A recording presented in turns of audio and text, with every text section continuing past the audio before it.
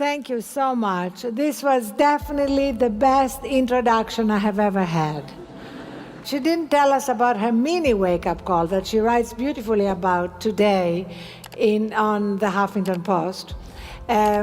Just very, very quickly, I kind of loved it because it shows what our brains can do. She was shopping with her son and her mother. It wasn't really going very well, kind of nobody particularly wanted to be there. And suddenly her mother says, "Where's your bag?" And you panic.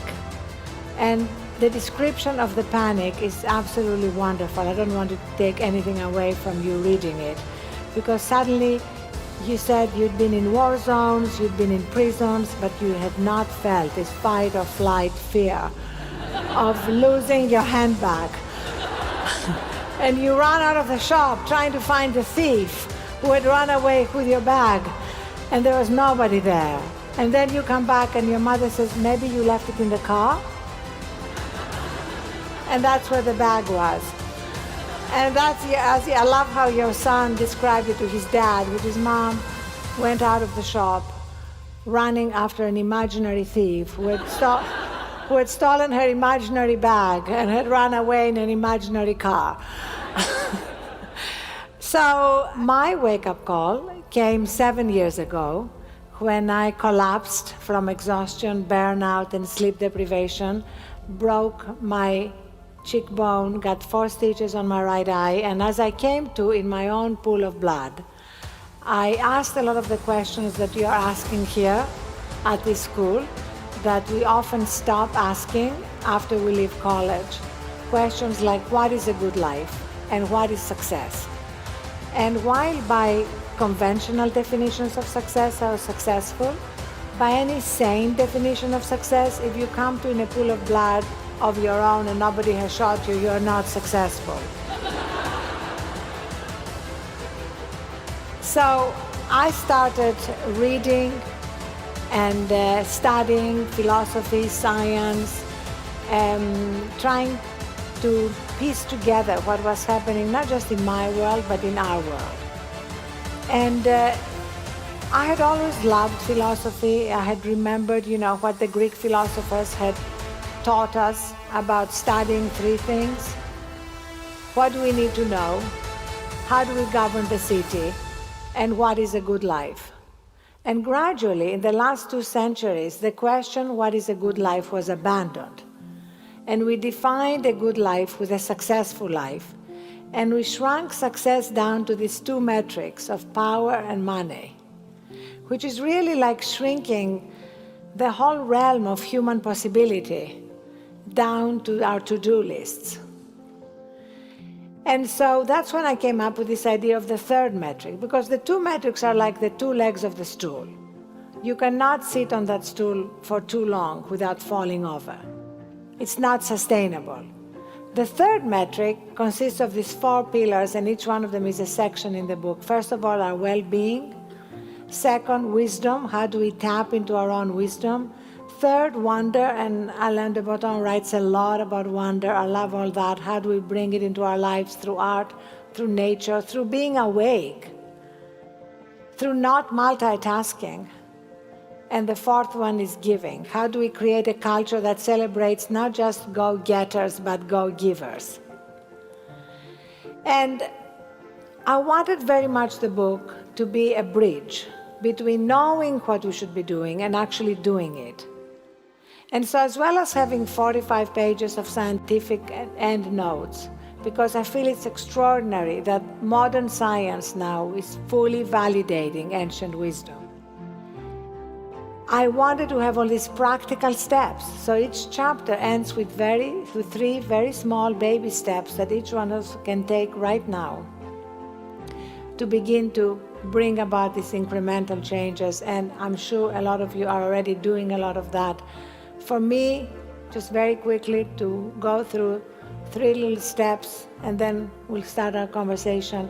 For me, the first step was sleep. I know it's dismissed, especially by men, as completely unnecessary.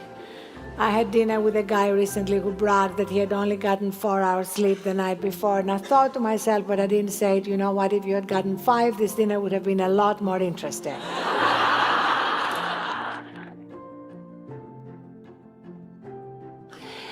And the science now is incontrovertible.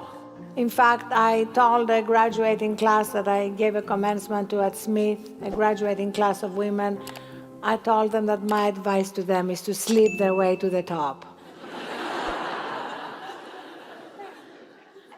And the fact that now it's seen as a miracle drug by science, improving our health, our mental clarity, our joy, shows how far our culture has gone from what is true. The second step has to do with our relationship with technology.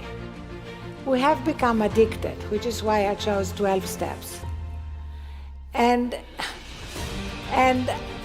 our addiction to technology is something which we really need to cure ourselves from. Otherwise, technology is truly becoming our master.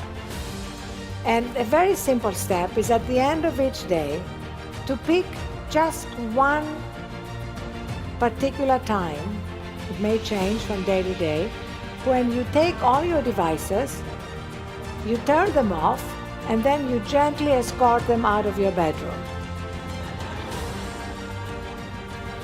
Because that's the time, if no other time, to reconnect with yourself and have a transition from your day life to your recharging, renewing time.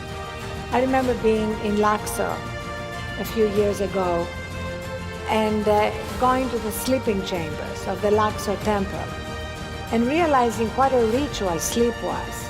It was a time to actually let go of the day and allow other wisdom and other deeper understanding to come into your life. What we do in modern life largely is just we crash. And then the alarm wakes us up and we dash immediately to our smartphone lest we miss anything during the night. And just one more step, which doesn't have to do with our bodies, but it has a lot to do with our minds and our souls. And this is, at the end of each day, find something that no longer serves you and drop it. It can be a grudge, resentment, something you're angry about. Or it can be a project that you're not really going to invest time and energy into. One project I recently gave up is skiing, learning to become a good skier. I decided, you know what, I was not really going to become a good skier, so it was very liberating to realize that you can actually complete a project by dropping it. So skiing is done for me. I actually, when my daughters want to go skiing, I can sit by the fire, drink hot chocolate, and read a good book. So let me wrap this up by saying that if we're lucky, we have 30,000 days to play the game of life. And how we play depends on what we value. And if we primarily value these two first metrics, we're never going to have enough, because there is always somebody who has more. And as the Onion headline puts it, death rate holds steady at 100%. And those of you who are studying philosophy know that the Greeks, like Socrates, urged us to practice death daily. And the Romans used to carve memento mori, on statues and trees, not out of a sense of being morbid, but out of a sense of wanting to put life and everything that happened to us, including losing an imaginary bag, in perspective. So, if you've been to a memorial recently, you know that eulogies have nothing to do with our resumes. You've never heard anybody during a eulogy say something like, George was amazing, he increased market share by 1/3. So, every religion and many scientists have really said the same thing, that we all have in us a place of wisdom, strength, and peace. and it is as close to us as our next breath. If we only take a little time to cultivate what in modern life has become for most of us a deserted garden. So, as Archimedes, the Greek mathematician, put it, give me a place to stand and I can move the world. So Thrive is really a book to help us chart a pathway to that place. And from that place, live our lives according to our own definition of success, with more compassion, more gratitude, more peace, more joy, and yes, more sleep. Thank you.